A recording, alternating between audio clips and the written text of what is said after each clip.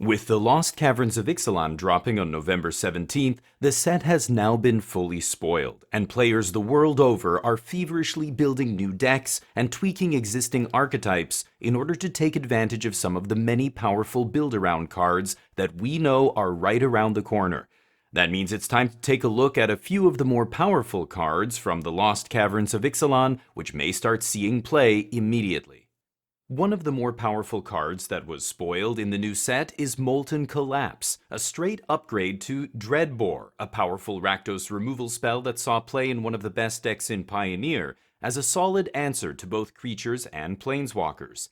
However, Molten Collapse makes Dreadbore totally obsolete, as it's essentially the same card but with a very important upgrade, namely the ability to destroy a non-creature permanent in addition to killing a creature or planeswalker for the low price of simply putting a permanent into your graveyard, now known as Descending. Rakdos decks are not typically good at dealing with non-creature permanents, particularly enchantments, so giving those decks that ability basically for free by stapling it to a removal spell they're already using is a big deal. In formats like Modern, getting both sides of this removal spell is as simple as cracking a fetch land, and being able to either destroy their 1 or 2 drop and something as important as an Expedition map against the Tron decks, Sigarda's Aid or Colossus Hammer against the Hammer decks, Amulet of Vigor against the Primeval Titan decks, Aether Vial in Merfolk and other creature decks, and the list goes on. This card will obviously be an auto-include for Rakdos in Modern and possibly even Pioneer and Standard.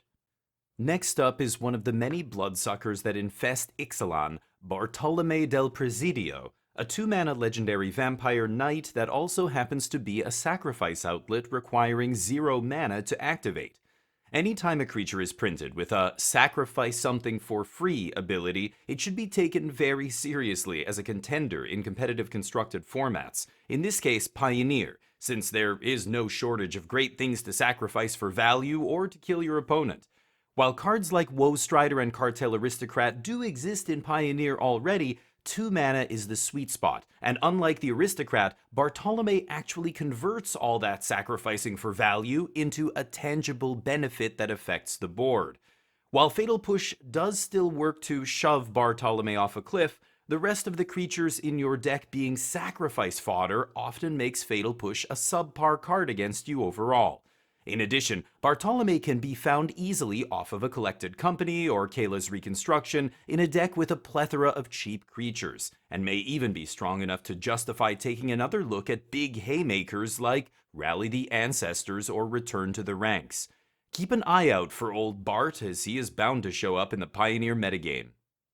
Another spicy 2-mana black-white vampire from Ixalan that has caught many players' eye is Amalia Benavides Agir, which creates an infinite 2-card combo with former standard staple Wild Growth Walker, as Amalia explores when you gain life, and Walker gains life when you explore. This lets you hit Amalia's 20 power claws easily and wipe the board if you like, or make your Ajani's Pridemate style creatures, of which there are many in Pioneer, arbitrarily massive. Voice of the Blessed is one of the best, as it will grow to the point where it's indestructible and won't get wiped when Amalia gets to 20 power. A word of warning, though, the triggered abilities on Amalia and Walker are not May triggers, which means if you protect your combo by giving Walker indestructible with something like, say, Tamiyo Safekeeping, Amalia will get to 20 power and destroy everything except Walker, which will continue triggering and cause you to be stuck in an infinite loop, which will lead to a draw in real-life Magic,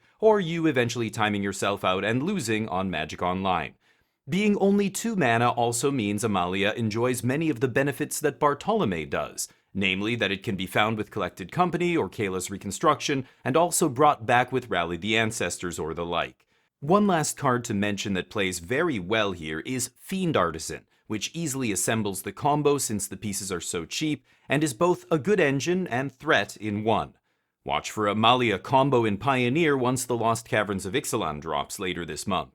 Yet another 2-mana creature that's almost certainly going to be played in Pioneer and perhaps even Modern is Souls of the Lost, the newest Lurgoyf-style card to be printed. The two big differences here between previous iterations of this variable power/toughness style of creature and Souls of the Lost is that A, Souls counts all types of permanents in your graveyard, and B, has an enter the battlefield trigger that actively enables all sorts of graveyard strategies from Dredge to Reanimator to Greasefang.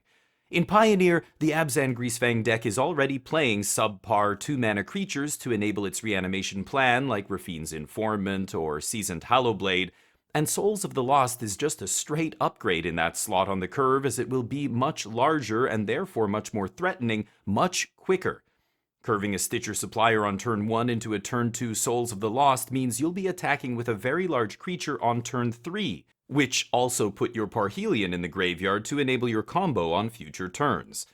Getting out of range of Fiery Impulse or even Lightning Axe as soon as it comes down is also pretty nice in Pioneer. In Modern, Souls of the Lost is even more trivially easy to pump up, as there is no shortage of free ways to play permanents and have them go to the graveyard immediately, from fetch lands or Mishra's Bauble to the elementals like Grief and Fury or Street Wraith, and the list goes on. With the Souls ETB trigger, you can even discard things like Vengevine or a Dredge card like Stinkweed Imp to really power the Souls up and kill out of nowhere. This card will definitely be one you're going to see at constructed tables near you. Spelunking is our last card, and despite being an uncommon, is a very powerful enchantment. It is the amalgamation of two already very powerful cards that have seen plenty of competitive constructed play, Growth Spiral and Amulet of Vigor, which immediately makes it a valuable addition to the Amulet Titan deck in Modern, for example. Having extra copies of the Amulet of Vigor ability is perfect for that deck, especially against decks that hard target the amulet themselves, like the aforementioned Rakdos with their new toy Molten Collapse.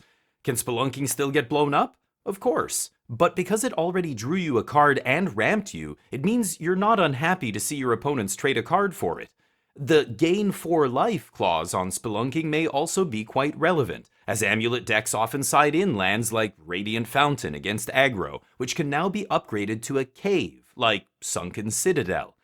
Sunken Citadel works very nicely with Spelunking in several ways, gaining 4 life, but also letting you play Citadel untapped in order to immediately tap it for 2 mana, which can be used to great effect in many different decks with lands like Castle Garenbrig, the Mycosynth Gardens, Urza Saga, etc.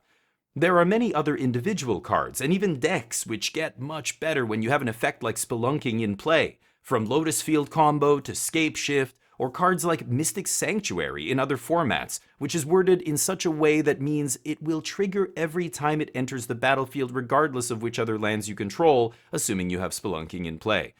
Get ready to see decks Spelunking at a Magic shop near you. That's all we have for you today, but join us next week as we go over the Pioneer metagame now that the regional championship tournaments have started around the world.